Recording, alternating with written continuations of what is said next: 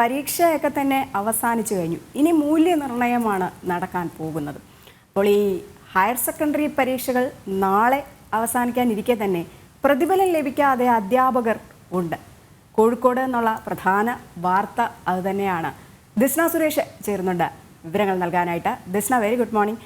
ദിസ്ന, എന്തായാലും ഇന്ന് SSLC പരീക്ഷ അവസാനിക്കും, നാളെ +2 പരീക്ഷ അവസാനിക്കും. അപ്പോഴും മൂല്യനിർണ്ണയം നടത്തിയ അധ്യാപകർക്ക് ശമ്പളമില്ലാത്ത അവസ്ഥ തന്നെയാണ്. എങ്ങോട്ടാണ് പോകുന്നത് ഈ സംസ്ഥാനത്തെ വിദ്യാഭ്യാസ വകുപ്പ്?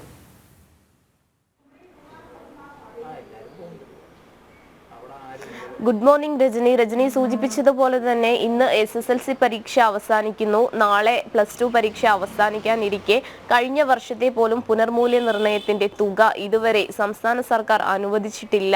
ഇതിനെതിരെ വ്യാപക പ്രതിഷേധവുമായി അധ്യാപക സംഘടനകൾ രംഗത്തെത്തിയിരിക്കുന്ന ഒരു സാഹചര്യമാണ് നിലവിലുള്ളത്. അവർ പ്രധാനമായും ഉന്നയിക്കുന്നത് ഇനി ഏപ്രിൽ 3-ന് വാല്യുവേഷൻ തുടങ്ങും. ഈ വാല്യുവേഷൻ ക്യാമ്പിൽ പങ്കെടുക്കണമോ എന്ന് താങ്കൾ തീരുമാനിക്കുമെന്നൊരു കാര്യമാണ് ഈ അധ്യാപക സംഘടനകൾ ഇപ്പോൾ നിലവിൽ വ്യക്തമാക്കിയിരിക്കുന്നത്.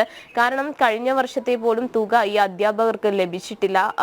പ്രധാനമായും 8 രൂപ 50 പൈസയാണ് ഒരു പേപ്പർ നോക്കുന്നതിന് അവർക്ക് ലഭിക്കേണ്ട തുക. അങ്ങനെ ഒരു ദിവസം അവർ 30 പേപ്പറുകളാണ് നോക്കേണ്ടത്. അതുകൂടാതെ തന്നെ ശമ്പള സ്കെയിലിന് പുറമെ ക്യാമ്പിൽ DAയും അനുവദിക്കുന്ന ഒരു സംവിധാനമുണ്ട്. ഇതൊന്നും തന്നെ ഈ അധ്യാപകർക്ക് ലഭ്യമാകാത്തൊരു സാഹചര്യമാണ് നിലവിലുള്ളത്.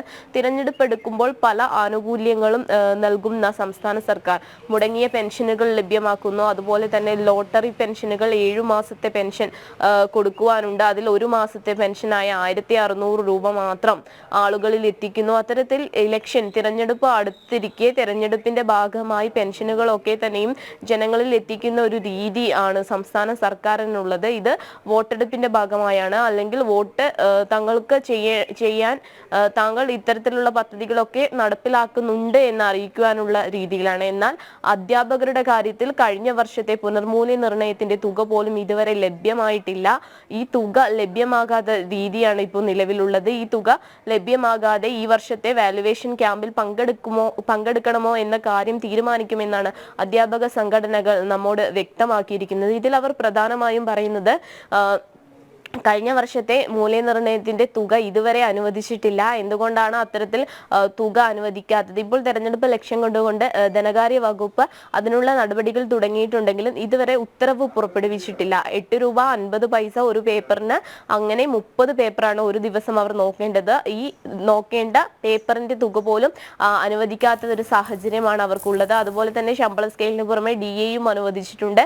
ഈ DAയും അവർക്ക് ലഭ്യമാകാത്തൊരു സാഹചര്യമുണ്ട്. അതുകൊണ്ട് തന്നെ വലിയൊരു രീതിയിലുള്ള പ്രതിഷേധത്തിലേക്കാണ് അധ്യാപക സംഘടനകൾ രംഗത്തെത്തിയിരിക്കുന്നത്. അവർ പറയുന്നത് തങ്ങളുടെ വോട്ടെടുപ്പിൽ ഈ പ്രതിഷേധം പ്രകടമാക്കും.